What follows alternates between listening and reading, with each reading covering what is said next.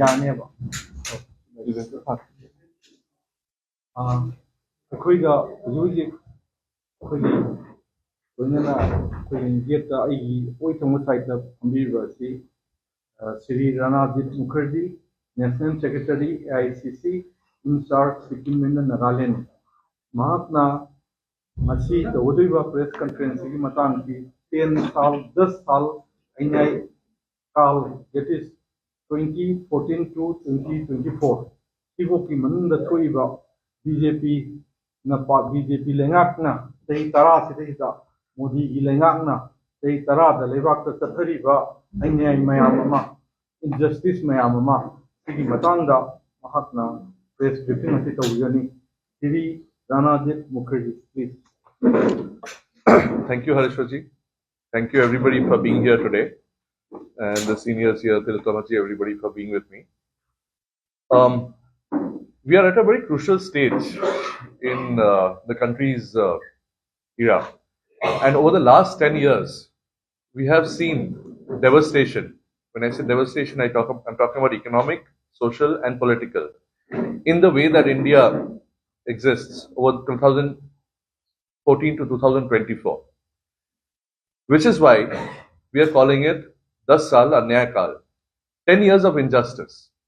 10 years of injustice to the people of India and to all of us as we head for general elections 2024. When I talk about devastation, I'm talking about the economic ruin that the people of this country are facing today. I'm talking about our increase in unemployment, the distress in our agriculture. I'm talking about the increase in crimes against women, the injustice against our minorities. And obviously, in everybody's mind here today is the injustice on Manipur, where we have continued unrest for more than 9 months now.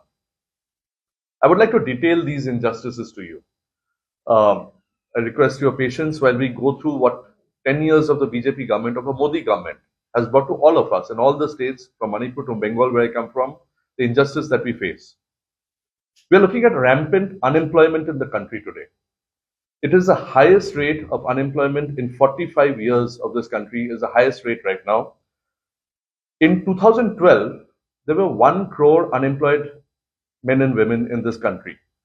Today, that has risen in 2022 to 4 crore unemployed men and women in the country. There are 10 lakh sanctioned government jobs that have not been filled up.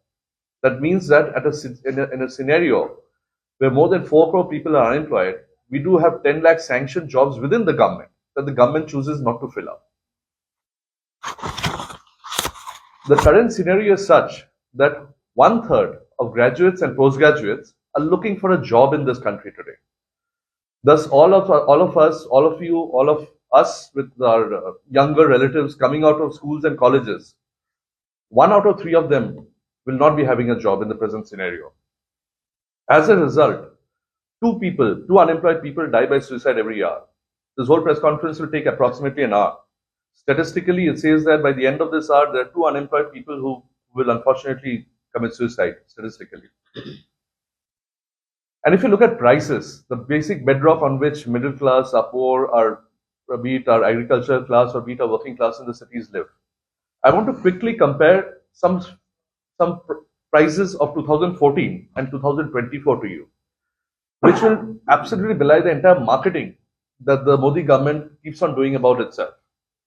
Petrol used to be 71 rupees. It is now 97 rupees. It's an increase of 37%. Highest increase is LPG, that the basic, our kitchen runs on LPG. 410 rupees has become 903 rupees. That's a 120% increase. Diesel has increased from 55 to 90 rupees, a 64% increase. Mustard oil has increased from 90 to 143. That's a 59% increase. Atta has increased from 22 rupees to 35 rupees, a 59% increase. Milk has gone up from 35 rupees to 60 rupees, a 71% increase. Every percentage of increase that I've talked about within these 10 years is above of 50%, going up to 120%. That is the difference of prices, our essential prices, commodity prices that we are paying today in this country. Crude oil, in 2014, it was just above $100 a barrel. Now it is approximately $79 a barrel. However, the prices that we are buying it at our petrol pumps remains the same. It's still around 100 rupees.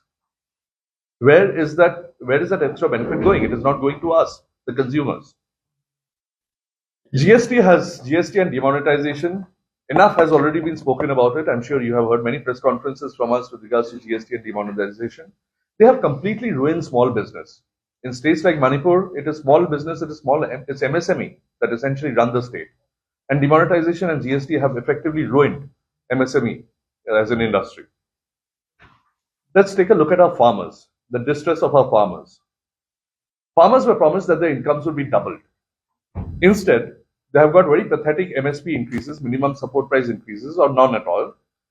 And the 3 farm laws that were railroaded through for the Prime Minister's corporate cronies. It took the farmers of North India and elsewhere to come together and sit outside Delhi for months for the government to finally say that they would roll back those 3 farm laws. As we all know, the farmers are again at Delhi demanding a discussion with the government on MSP.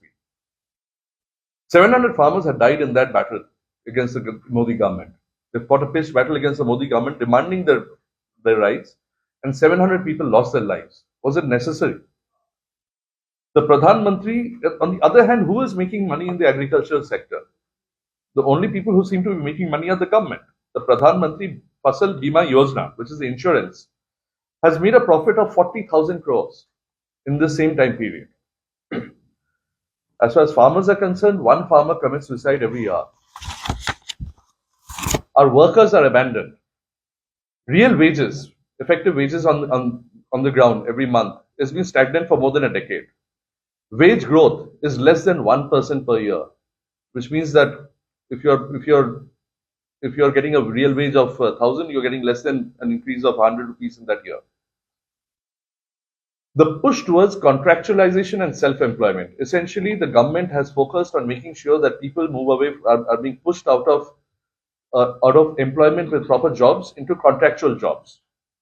This push should rather, if people wanted to, if the government wanted to take this country forward, then this push should have actually been towards manufacturing, towards increase in manufacturing, towards increase in export-oriented industries. The lockdown generated a humanitarian crisis, which migrant labor, and from the east and the northeast especially, we essentially send out huge numbers to the rest of the country and abroad as migrant labor. It generated the 4 crore migrant laborers in this country. Their entire livelihood was disrupted, and nothing has ever been spoken about that and how to address what went wrong at that point of time. The workers and MSME, basically, you could look at trade union workers of the factories, MSME, which is your small business, they're essentially left to their own devices. There is no support for them from this government. And since the interest of the present government is only in crony capitalism, only in a few big industrialists, they can expect no such support. If I look at the Modi and Adani Raj, the Modani Raj, as I would like to call it, we have ensured that India's investigative agencies have effectively been neutered. When I say neutered, it means that our investigative agencies, instead of being a check and balance, are rather being used to facilitate the entry of his cronies into every strategic sector of the economy. Our regulators are asleep.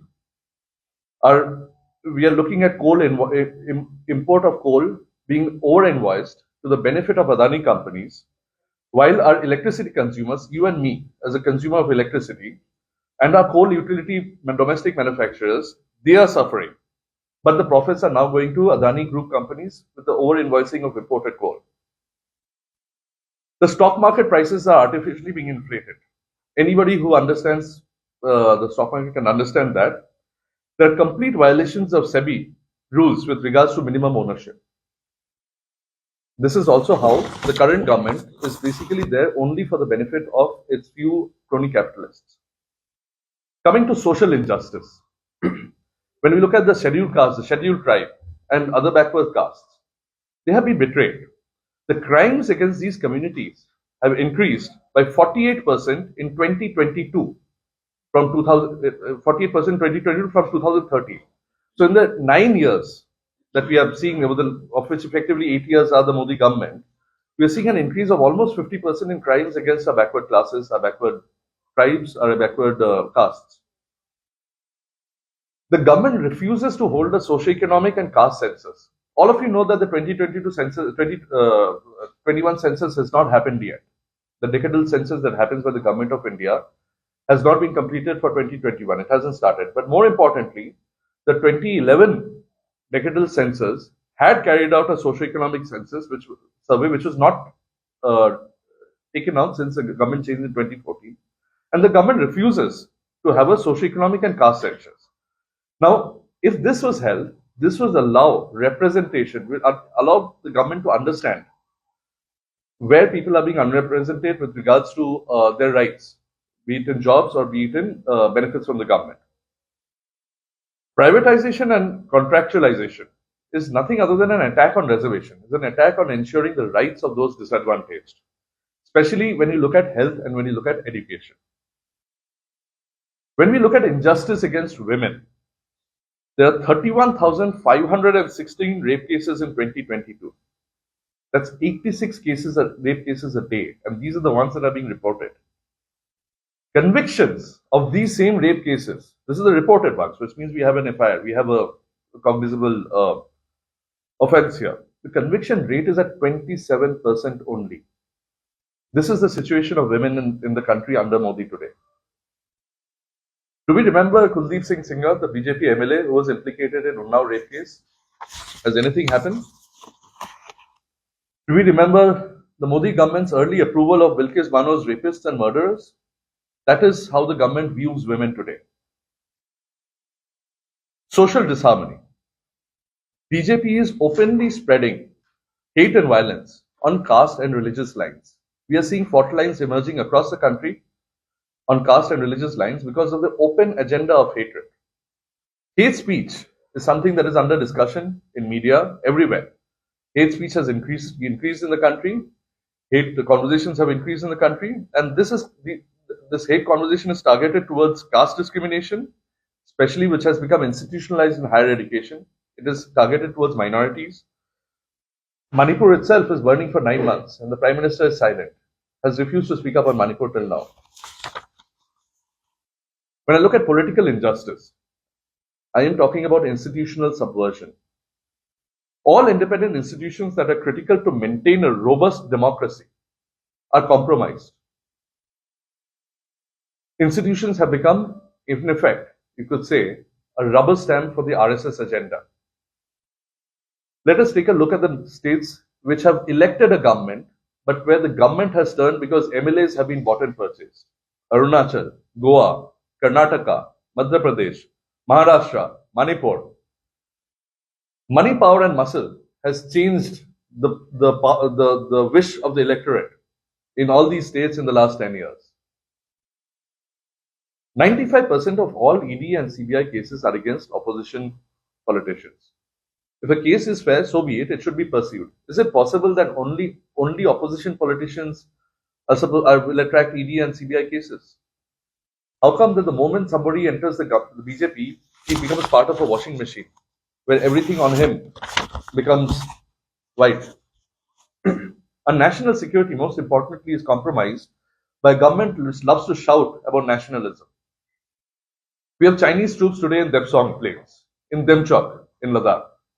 2,000 square kilometers of Indian land has been lost to the Chinese. Over the last few years, about 18 rounds of military talks have been held. 18 rounds. There has been no effect. Our 2,000 square kilometers are still gone. Demchok Plains is still gone. Demchok is still gone. Depsong Plains is still gone. To give a very specific figure to the loss that we have on our borders, there were 65 patrolling points on this part of the country, Ladakh, for the Indian Army. We've lost 26 out of those 65 patrolling points. That means that the Indian Army can no longer patrol 26 out of those 65 points. And yet, whenever an election comes, the BJP would love to say that if you're not voting for us, go to Pakistan, go to Bangladesh. You're not nationalists. And yet they are the ones who have allowed our land to be given away, and not a mention from the Prime Minister with regards to the same.